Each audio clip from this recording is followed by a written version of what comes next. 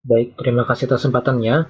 Sebelumnya perkenalkan, nama saya Fauza Fakhrizal Lasmi dengan RP 500-120-1044 dari Departemen Fisika, kelas Elektronika B, kelompok 2. Sebelumnya saya ingin mengucapkan terima kasih kepada Mas Joko yang telah bersedia untuk menjadi asisten laboratorium pada praktikum E5 Bipolar Junction Transistor.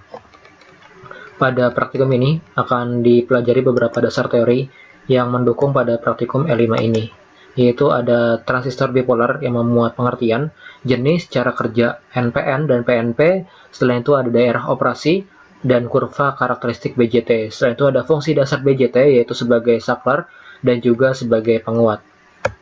Yang pertama ini ada dasar teori dari transistor bipolar atau BJT ini merupakan pada prinsipnya ini merupakan suatu transistor yang terdiri atas dua buah dioda yang disatukan, di mana kaki-kakinya ini terdapat tegangan, di mana ada tiga tegangan utama, yaitu ada bias voltage, basis emitter yang diberikan oleh forward voltage, sedangkan pada basis kolektor diberikan oleh reverse voltage. Di mana yang dibahas pada kali ini adalah bipolar junction transistor atau BJT karena struktur dan prinsip kerjanya ini tergantung dari perpindahan elektron di kutub negatif yang mengisi elektron dan juga hole di kutub positif. Secara singkat, BJT ini merupakan alat semikonduktor yang dipakai sebagai penguat, sebagai sirkuit pemutus dan penyambung atau sebagai switch, stabilisasi tegangan, modulasi sinyal atau berbagai fungsi lainnya dengan kanal konduksi utamanya menggunakan dua polaritas utama pembawa muatan, yaitu elektron dan juga lubang atau hole yang akan membawa arus listrik. Secara konsep, BJT ini terdiri atas dua dioda yang telah dijelaskan di awal, bahwa dioda ini ada tipe N dan tipe P yang telah didoping sehingga menjadikan dioda yaitu PN junction, dan dari PN junction ini menciptakan adanya transistor BJT jenis NPN dan juga PNP, di mana NPNP ini NPN itu merupakan negatif positif negatif, di mana tegangan basis dan kolektornya ini bersifat positif terhadap emitter. Kemudian untuk PNP atau positif negatif positif ini merupakan tegangan basis dan kolektornya yang bersifat negatif terhadap tegangan emitter.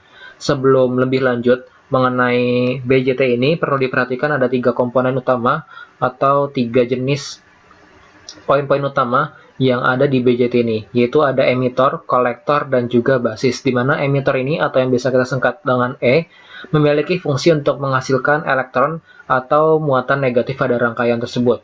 Untuk kolektor atau C, ini berperan sebagai saluran bagi muatan negatif untuk keluar dari dalam transistor.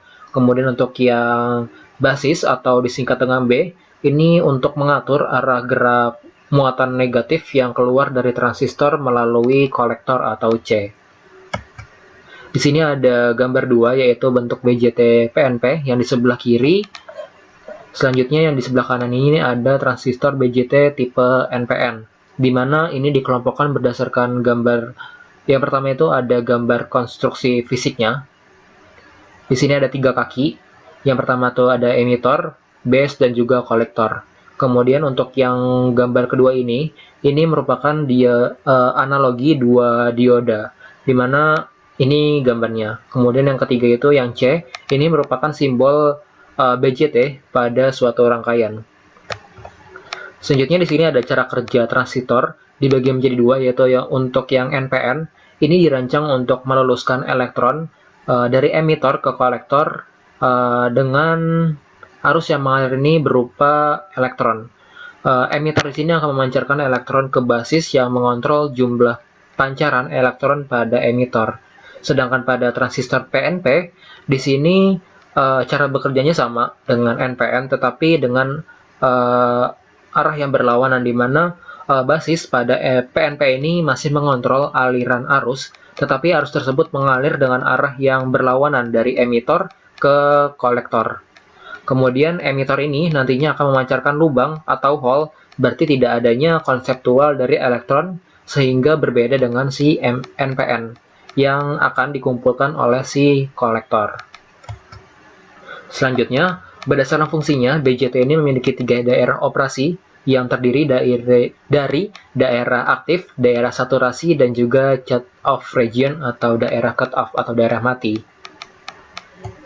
Di sini ada tiga gambaran rangkaian untuk setiap daerah operasi BJT dari kiri ke kanan, yaitu ada daerah aktif, ini, kemudian ada daerah saturasi, kemudian juga daerah cut off. Selanjutnya ada kurva dari BJT ini dibagi menjadi dua, yaitu ada kurva karakteristik IC, VBE, di mana ini merupakan sebuah fungsi eksponensial dari tegangan VBE yang didapatkan dari persamaan satu tersebut. Dan dari kurva ini juga didapatkan sebuah nilai transkonduktansi yang merupakan sebuah nilai kemiringan yang didapatkan secara matematis melalui persamaan 2. Kemudian juga ada kurva karakteristik IC atau VCE. Di sini merupakan titik operasi mode kerja yang 3 tadi yang telah dijelaskan. Di sini ada beberapa persyaratan untuk menjadikan 3 mode kerja itu menjadikan sebuah grafik seperti ini, yang tertulis pada tabel di bawah ini. Selanjutnya ada dasar teori kedua, yaitu ada fungsi dasar BJT yang dibagi menjadi dua, yaitu ada fungsi dasar sebagai saklar dan juga fungsi BJT sebagai penguat. Di mana untuk yang saklar ini, hal ini memanfaatkan dua keadaan transistor, yaitu keadaan saturasi sebagai saklar tertutup dan juga pada keadaan cut off ini sebagai saklar terbuka. Untuk saturasi ini lebih jelasnya seperti titik jenuh. Transistor ini akan mengalami perubahan kondisi dari menyumbat ke jenuh dan sebaliknya, di mana transistor dalam keadaan menyumbat ini dapat dianalogikan sebagai saklar dalam keadaan tertutup, sedangkan dalam keadaan jenuh ini seperti saklar yang menutup.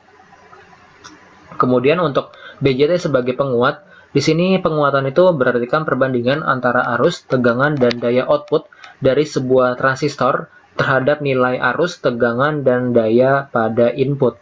Di sini ada 3 pembagian utama dari penguatan itu. Yang pertama itu ada penguat basis bersama atau common base, kemudian juga ada penguat kolektor bersama atau common collector, dan juga ada penguat emitter bersama atau biasa disebut sebagai common emitter. Yang pertama itu untuk transistor sebagai saklar menjadi dua, yaitu ada kondisi jenuh atau saturasi, di mana posisi ini merupakan posisi ketika on dan bisa dicari berupa nilai tegangan, dan konfigurasinya melalui persamaan 3, 4, 5, dan 6.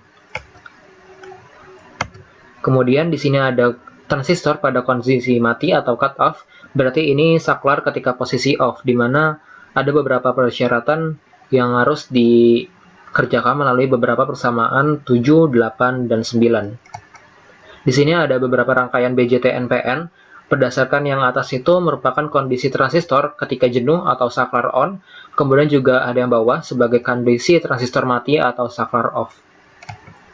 Di sini selanjutnya ada karakteristik beberapa transistor yang digunakan sebagai penguat. Ada common base, kemudian juga ada common collector, kemudian juga ada common emitter.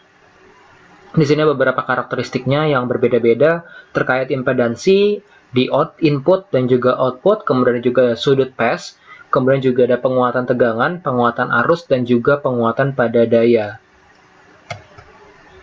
Berikut adalah daftar pustaka yang saya gunakan dalam dasar teori di E5 ini, yaitu ada Basic Electronic for Scientific and Engineering, Fundamental Electric and Electronic Principle, Fundamental of Electric Circuit, Teori Dasar Rangkaian Listrik, Analisis Rangkaian Jilid 1, Studi Awal MEMS, berdasarkan jurnal-jurnal, BJT DC Analisis, Rancangan Bangun Modul, Elektronika Teori dan Persiapan, dan Perancangan Rangkaian Aplikasi Dasar Transisi Bipolar. Terima kasih, penjelasan dari saya kurang lebihnya mohon maaf. Di sini adalah praktikum E5, Bipolar Junction Transistor atau BJT. Kurang lebihnya mohon maaf. Wassalamualaikum warahmatullahi wabarakatuh.